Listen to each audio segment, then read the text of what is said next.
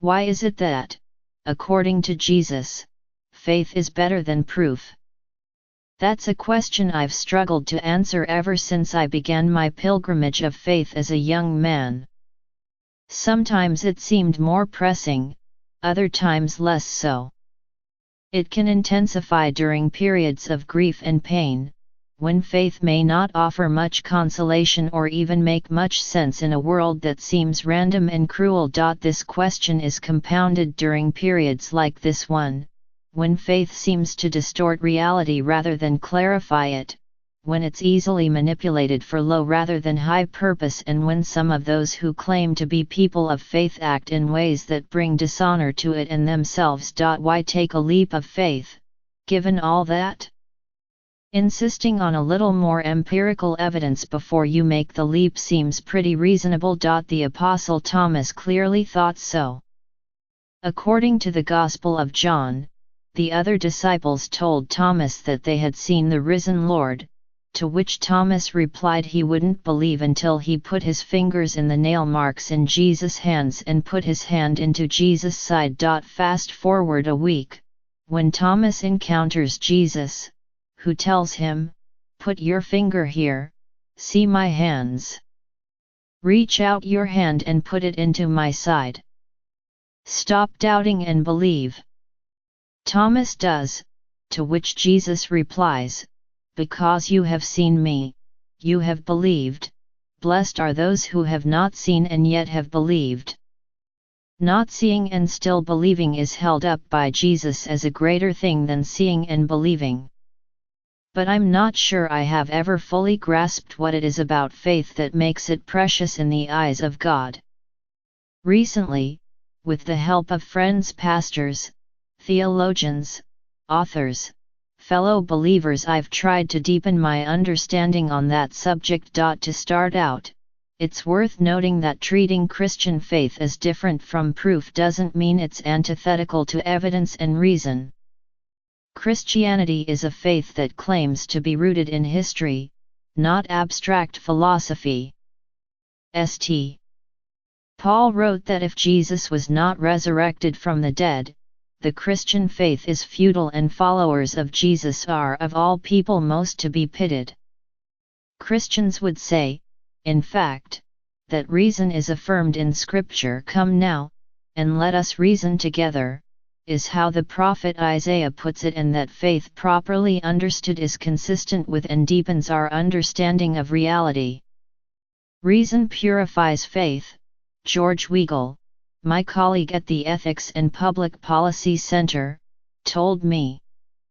Faith without reason risks descending into superstition. Reason without faith builds a world without windows, doors, or skylights. But faith itself, while not the converse of reason, is still distinct from it. If it seems like that's asking too much if you think leaps of faith are for children rather than adults, consider this. Materialists, rationalists, and atheists ultimately place their trust in certain propositions that require faith.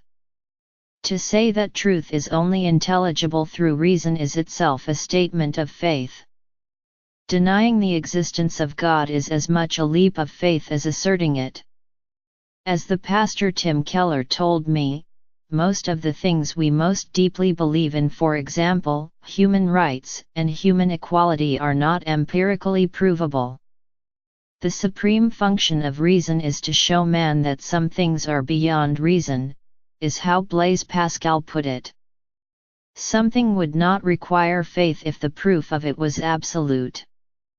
According to Philip Yancey, the author of The Jesus I Never Knew, faith requires the possibility of rejection, or it is not faith. Perhaps the key to understanding why faith is prized within the Christian tradition is that it involves trust that would not be needed if the existence of God were subject to a mathematical proof. What God is seeking is not our intellectual assent so much as a relationship with us. That is, after all, one of the purposes of the incarnation of God in Jesus. Every meaningful relationship, parent-child, spouse to spouse, friend to friend, involves some degree of trust. It is better and more vivifying to be the object of someone's trust rather than the last person standing after a series of logical deductions. That's true for us as individuals, and it can be true for God as well. Faith demonstrates human trust in Him and, according to James Forsyth, pastor at McLean Presbyterian Church in Virginia, which my family attends, it demonstrates that we accept God's love for us. There is a force within love that longs to be received, he says. Craig Barnes, the president of Princeton Theological Seminary, told me, faith is a greater blessing than proof because it gives us a relationship with Jesus. All good relationships are bound together by love. And love is always an expression of faith. He also pointed out that proofs don't necessarily inspire belief. Toward the end of his Gospel, Matthew points out that some still doubted after they looked right at the risen Christ.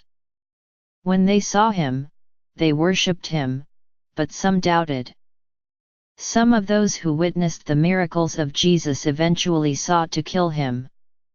And Judas, one of Jesus' original disciples, betrayed Him with a kiss. So sensory experience isn't enough to compel belief and allegiance. Our most important forms of knowledge rarely come from logic or proof, according to Cherie Harder, the president of the Trinity Forum. Citing the work of the theologian Leslie Newbigin, she says it comes through a more personal knowledge. For example, I know my wife loves me because I know her, I know her heart, I know her character, and because I trust her. Your knowledge of her is less about physical certainty, Ms. Harder wrote to me, and more about a well-placed confidence in who she is, a faith in her that is qualitatively different, and far more personal and holistic, than intellectual certainty. Faith, Ms. Harder added, is tied to love in a way that logical deduction and reason are not.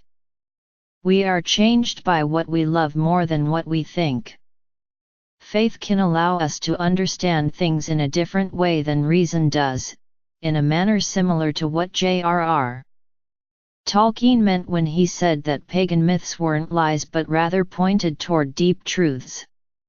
The imagination could be integrated into reason, he believed, in a way that helped us to see reality a bit more clearly. Reason is one way to perceive reality, faith rooted not in partisan ideology but in grace and a sense of the sacred is another. There's one other difference between faith and reason. The latter can analyze things like quantum physics and modern cosmology. But what faith can do is to put our lives in an unfolding narrative in ways reason cannot. It gives us a role in a gripping drama, of which the Christmas story is one defining scene.